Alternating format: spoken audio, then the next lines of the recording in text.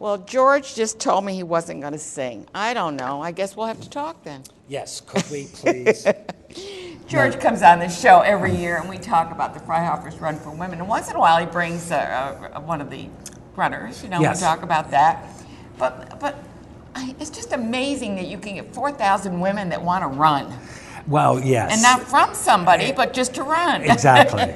And most people are doing it this year. I mean, the emphasis for our society going forward is healthy eating, a good diet and regular exercise. And so there are a lot of women out there that are looking for a program to help them run. And so, we started a 10-week training program about 5 years ago.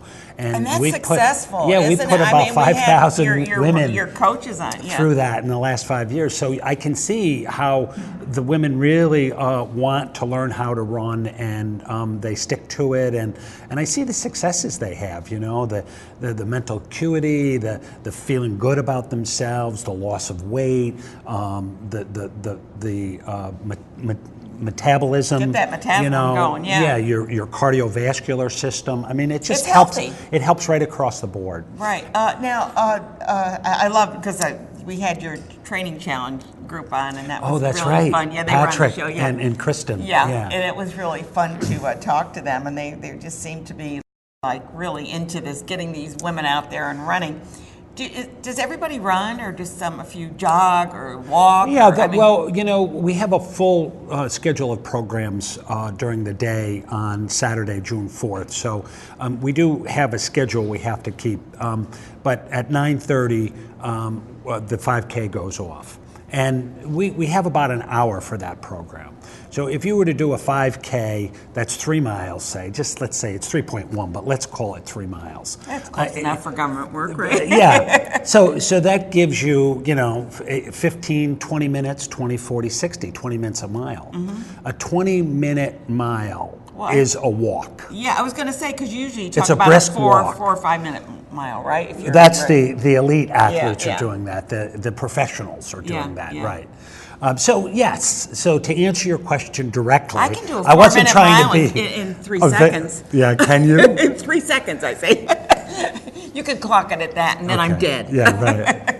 But so yes, the answer to your question is yes, that you can walk, and a lot do, and I know even we're in our 9th week of our training program now, and I know still even there, because I take the beginners out, they're still walking. I mean, our schedule calls for 30 minutes of straight running, but they walk, and there's nothing wrong with that. The whole point of it is they're out there doing it, and the point of it is it takes years to get into that mindset of regular exercise and healthy eating. And, so we've had women that have been coming to the program for 5 years, and now they're in the advanced groups. Yes.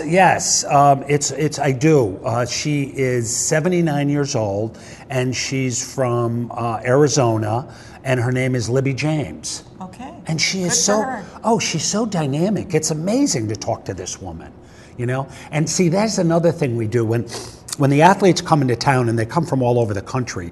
We send them out to the schools. We're going to be visiting elementary and middle schools. What a great about idea. 18 of them. Great idea. And so they get to talk. And Libby James will be going out along with Joan Benoit Samuelson, who, as you know, won the gold medal in the marathon. Mm-hmm. The first ever women's Olympic marathon was in LA in 1984, and she's been kind of our spokesperson for the event. Wonderful. Yeah, so I mean, the event has matured over the years. It started in '79, and this will be our 38th edition. Gosh. So it's been really good for our community. We've focused in on the important things, like I said, of nutrition and. Yeah, don't you also do a big thing at the concourse to kind of promote the we have a health and fitness I just wanted to make sure that they realize that they can go to that. Right, and that's starts at noon on Friday, June 3rd, and then it runs through 1 o'clock on June 4th. So they don't have to be a runner to participate. No. You can come and find out. It's all about health and fitness. Right.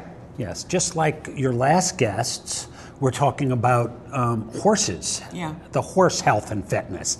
Basically the same thing. Yeah. They have a cardio system, we have a cardio system. Yeah. And if you ignore your cardio system, guess what? When you Probably get not gonna be older, around. it's not gonna. Yeah, Not it's going to be ticking right. exactly. Good.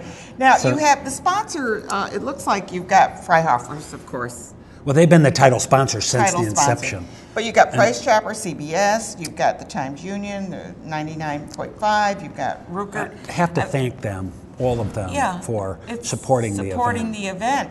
And you have things for kids too, right? Yes, we have a big kids program. That's it'll be 29 years old this year.